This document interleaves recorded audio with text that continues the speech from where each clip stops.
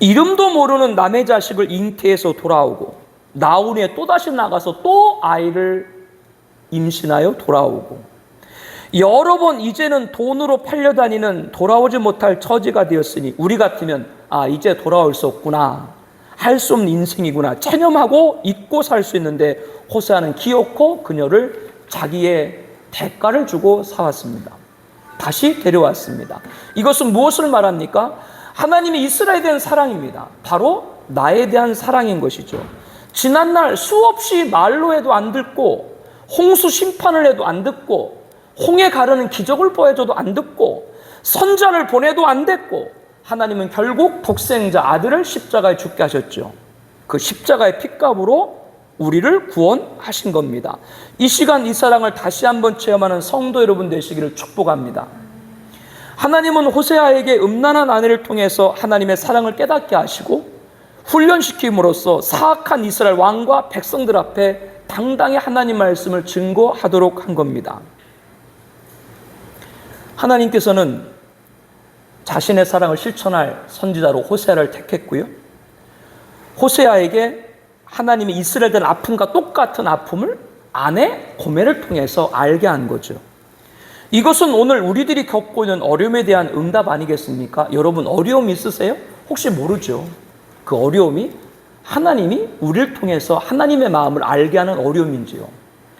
여러분 죄송한데 하나님의 아픔이 여러분 아픔 되고 계세요? 여러분 아픔만 하나님한테 알아달라고 말하고 있는 거 아니에요? 고난 앞에서 상처받는 건 인간이지만 성도는 달라야 됩니다. 왜 달라야 됩니까? 그 고난을 없애고 나를 성장시키고 회복시켜 주실 분이 누구예요? 하나님인 걸 믿기 때문입니다. 성도 여러분, 선지자인 남편의 거룩함에 따분해하던 고멜을 생각해 보길 바랍니다. 사생아를 낳고 돈에 팔려 다니면서까지 잊지 못한 사랑하는 자로 기록된 정부가 과연 어떤 존재이기 때문에 고멜을 그토록 죄악의 그늘에서 떠나지 못하게 했을까? 연애라고 하는 것은 남녀가 사랑하는 걸 뜻하죠. 사랑년, 사랑해. 양희은 씨의 너의 침묵엔 알아요? 그 제목이 뭐죠? 이루어질 수 없는 사랑? 그 이루어질 수 없는 사랑이 아니라 택도 없는 사랑이라고 하는 거예요. 사랑에 한번 빠지게 되면은 마냥 좋고 마냥 신나고 항상 마음과 머릿속에 그 사람이 떠나질 않죠. 그러나 고멜의 사랑하는 자로 표현된 정부는 그런 사랑의 대상이 아니에요. 이는 그가 이르기를 나는 나를 사랑하는 자를 따르리니 그들이 내 떡과 내 물과 내 양털과 내 삶과 내 기름과 내 술들을 내게 준다 했습니다. 즉 물질적인 풍요를 준다. 나를 따라와. 이렇게 정부가 유혹한다 그 말이에요. 이것은 겉에 나는 허상에 불과한 것이고 그래서 그가 사랑하는 자를 따라갈지라도 미치지 못하며 그들을 찾아갈지라도 만나지 못할 것이라. 마치 속은 펑 비고 포장만 그럴듯하게 해놓은 빈 상자같이 부푼 기대를 갖고 따라가 봤지만 허무와 배신만을 안겨준다라는 뜻이죠. 이것이 사랑하는 자 정부를 따라간 고멜의 모습입니다. 그렇지 아니하면 내가 그를 벌거벗겨서 그 나던 날과 같게 할 것이고 그로 광야같이 되게 하며 마른 땅같이 되게 하여 목말라 죽게 할 것이며 벌거벗겨서 그 날과 같이 되게 한다라고 하는 것은 정부에게 버림을 당한다라고 하는 것이고 나중에는 아무런 방어도 할 수 없는 적들의 희생물이 된다라고 하는 것이고 광야같이 되며 마른 땅같이 되게 하며 결국 목말라 죽게 할 것이며 라고 하는 것은 정부를 따라간 결과는 모든 걸 다 소비하고 기력이 사자나진다라고 하는 겁니다. 이제 후회를 하죠. 내가 본 남편으로 돌아가리니 그때 내 형편이 지금보다 나았습니다. 이렇게 말해보지만 남편과 자녀를 버리고 떠난 길을 뒤돌아보면 가시로 그 길을 막고 담을 쌓아 그 길로 찾아가지 못하게 하리라. 가정으로 돌아갈 길이 다 막혀버렸다라고 하는 겁니다. 이렇게 정부에 빠졌던 고멜은 온몸과 정신적, 영적으로 만신창이 되었죠. 그런데 이 고멜을 호세아는 찾아가고 맞은 것으로 끝나는 것이 아니라 사랑했다라고 하는 겁니다. 그것이 누구의 사랑이라고 하는 거예요? 바로 하나님 앞에 우리를 하나님이 사랑한 그것을 말씀을 해주고 계신 거죠.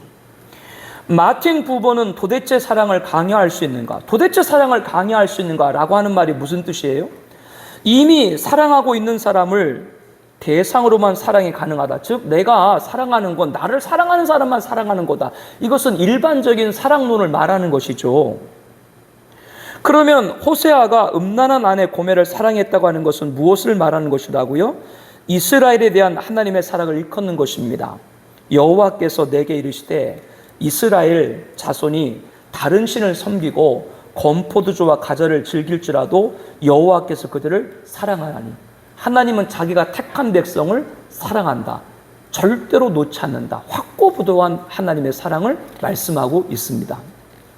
성도 여러분, 하나님의 사랑은 통념을 넘어서고 법과 규례를 초월하는 겁니다. 하나님의 사랑은 인간이 이해할 수 있는 크기가 아닌 거예요.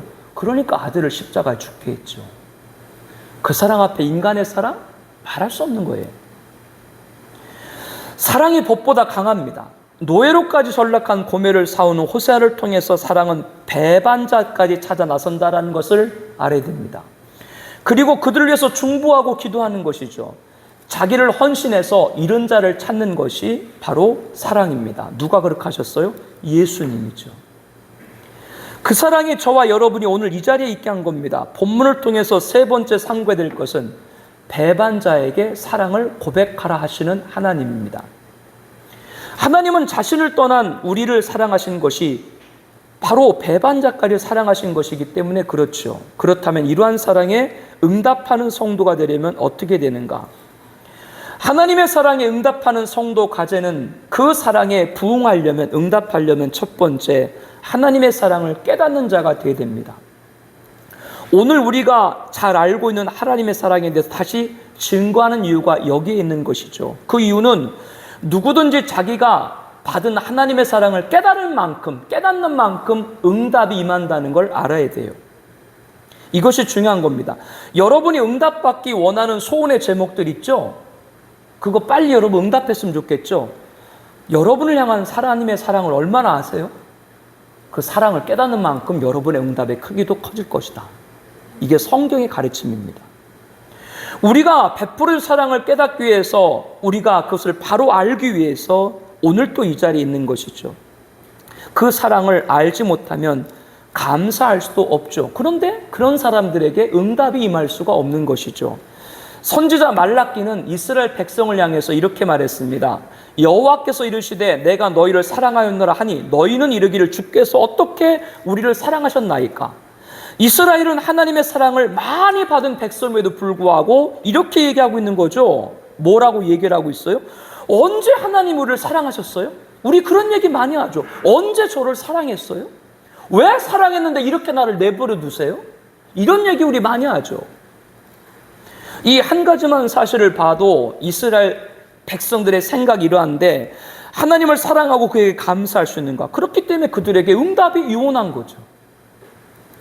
이와 같은 모습으로 살아가는 우리 자신을 많이 볼 수 있습니다. 누가 보아도 저 사람은 하나님의 사랑을 참 많이 받은 사람인데 그게 사랑인지 몰라요.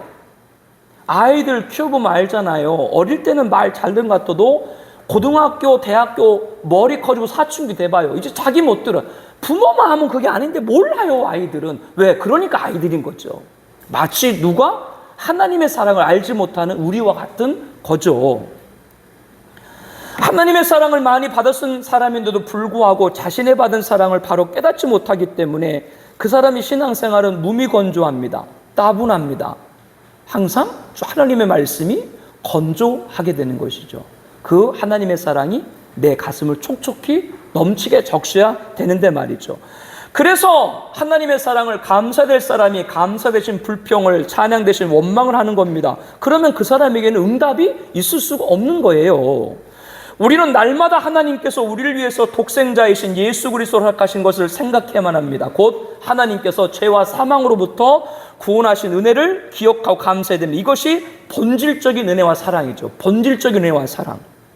이것을 잃어버리면 한순간 어떤 플래시같이 반짝하고 일상에서 은혜와 사랑에 감사한지라도 본질적인 은혜와 사랑을 잃어버리게 되면 다시 원망하고 불평하고 우리 마음을 흔들기 시작하는 겁니다. 본질적인 은혜와 사랑, 나를 위해 독생자를 죽이신 그 하나님의 사랑을 깨달을 때 그 분량만큼 응답된다는 사실을 기억하는 우리 공동체 가족 되시길 바랍니다.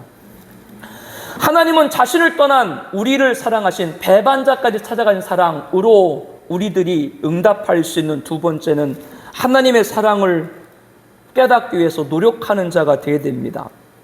자녀들은 끊임없이 부모님의 사랑을 받지만 결혼해서 아이를 낳아서 자식을 키우기 전까지는 부모 사랑을 잘 알지 못해요.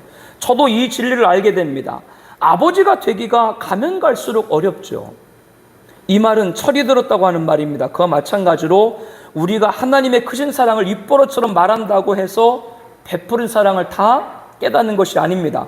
그 사랑을 깨닫기 위해서 노력하는 사람만이 그가 받은 하나님의 사랑을 깨달을 수 있는 겁니다. 이 노력이란 말이 중요해요. 우리는 나를 위해서 아들을 죽게 하신 본질적인 사랑과 함께 날마다 하나님께서 우리에게 베푸는 일상적인 사랑도 깨닫기 위해서 노력해야 됩니다. 하나님은 우리가 받은 은혜와 사랑을 깨닫게 하기 위해서 노력하면 할수록 우리 눈을 밝혀주는 것이죠. 하나님을 사랑을 알게 되면 눈이 밝아져요. 은혜가 뭔지를 안다라고 하는 그 뜻이에요. 그런데 은혜와 사랑을 잃어버리게 되면 시각이 좁아져요. 시각이 좁아진다는 건 뭐냐면 영적인 일을 분별을 못해요. 영적인 일을 분별하지 못하게 된다는 것은 다 자신의 계획, 자신의 생각, 자신의 좋은 곳으로 울타리를 쳐놓지 하나님의 역사, 하나님의 인도, 하나님의 복에 관해서는 닫고 있는 그런 모습이 된다고 하는 겁니다. 자신의 계획과 자신의 생각과 자신의 좋은 것을 울타리 쳐놓기 때문에 그것이 욕심이 되고 이기주의가 되고 곧 죄가 된다고 성경은 말합니다. 하나님의 은혜와 사랑을 깨닫지 못하는 사람이 이렇게 엄청난 데까지 이를 수가 있는 것이죠. 노력이 없을 때는 우리 눈이 어두워져요. 받은 은혜와 사랑을 깨달을 수 없음을 명심해야 돼요. 그래서 오늘 주일 예배 오신 여러분들 이 자리에 오셨죠? 오준 자체가 노력인 거예요. 하나님의 사랑을 안는 부응하는 모습인 거예요. 그 노력의 결과는 우리 마음을 넓게 해주고 우리 소망을 넓게 해주고 우리 가치를 깊게 해주죠. 여러분 각자 지금의 현실을 보면 여러분이 이 자리에서 이렇게 예배된다는 것, 은혜 받겠다 하는 것, 참 그런 마음이 드는 것이 참 별로 많지 않을 수 있겠죠. 왜냐하면 여러분 살아가는 삶이 복장이 터지고 억장이 무너진 일들이 많이 있으시잖아요. 그런데 목사의 설교가 지금 눈으로 보기에는 돈이 생기는 게 아니잖아요. 그런데도 듣고 있다라고 하는 것은 세상의 기준으로 볼 때 여러분의 상태는 정상이 아닌지 모르겠어요. 지금 네가 거기서 예배 드릴 때냐? 나가서 돈을 벌든지 뭐 해야 될지 막 이렇게 세상 사람 얘기할지 모르죠. 세상 사람들은 우리를 비정상으로 볼 때 그 비정상이라는 것은 뭐냐면 바로 신앙의 힘입니다. 무슨 뜻이냐?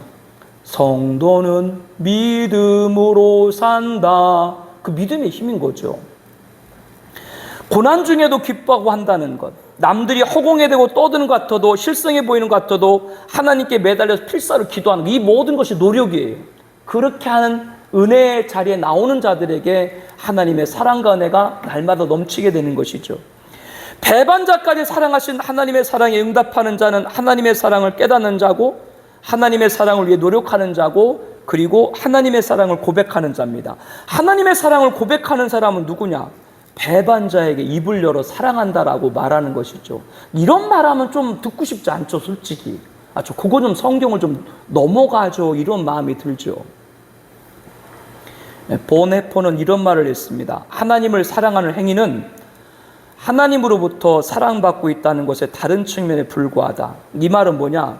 우리가 하나님 사랑합니다라고 고백하죠. 그거는 사실 하나님 사랑 안에 있는 한 부분에 지나지 않는다. 그러면 하나님의 사랑을 정말 하나님의 사랑으로 나타나는 사람 누구냐? 형제를 사랑하는 사람이다. 이건 성경의 말씀이기도 하죠. 성도 여러분, 하나님께서 우리에게 허락해 주신 모든 것들은 서로 공유하도록 주신 거거든요. 자기 혼자 차지하려고 주는 것이 아니라.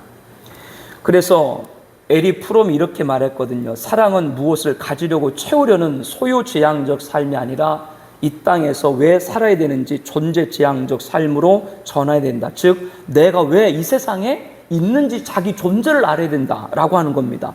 여러분은 왜 이 세상에 존재해요? 하나님이 호세아가 이렇게 말하죠.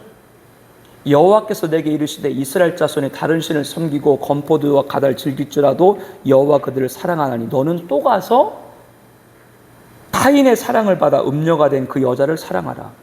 하나님은 호세아에게 음부가 된 여자 아내를 사랑하라라고 말씀하죠.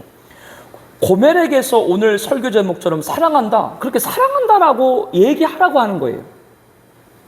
그리고 팔려갔더라도 포주에게 대가를 주고 사오라고 하는 겁니다. 이것은 무슨 말이냐? 네가 음란한 아내 고멜을 또 찾아올 때 내가 너를 부른 사명, 즉 하나님을 떠난 이스라엘에게 하나님 말씀을 증거하는 네 존재를 알게 될 거다. 그러므로 네가 지금 아픔을 당하고 있는 그 음란한 아내 고멜은 뭐예요? 네가 이 땅에서 네가 있어야 될 존재를 하나님이 너에게 알려주기 위해서 그 아내를 맞이하게 한 거다라고 하는 것이죠. 그 아내를 보면서 누구를 보는 거예요? 아, 우리 백성이 하나님을 이렇게 떠났구나. 여러분들이 아픔을 너무 비관적으로 부정적으로 생각하지 마세요. 어쩌면 여러분이 주는 그 아픔이 여러분에게 이 땅에 있을 존재를 알게 하는 이유인지도 모르죠. 여러분이 말 들으면 제가 좋아요, 안 좋아요? 이 반응은 뭐야? 여러분들이 말 잘 들으면 제가 좋아요, 안 좋아요? 여러분이 말을 안 들으면 제가 좋아요, 안 좋아요? 근데 여러분이 말을 안 들으니까 제가 맨날 기도해. 여러분이 말 잘 들어봐. 어떡하라고? 왜 내 주변에 있는 사람은 나의 마음을 아프게 할까? 모르죠. 그 사람이 아파하기 때문에, 그 사람을 통해 아파하기 때문에 내가 또 하나님께 가까이 나가고 그를 위해서 기도하는 실상은 내가 하나님 앞에 단련되어지는 거죠.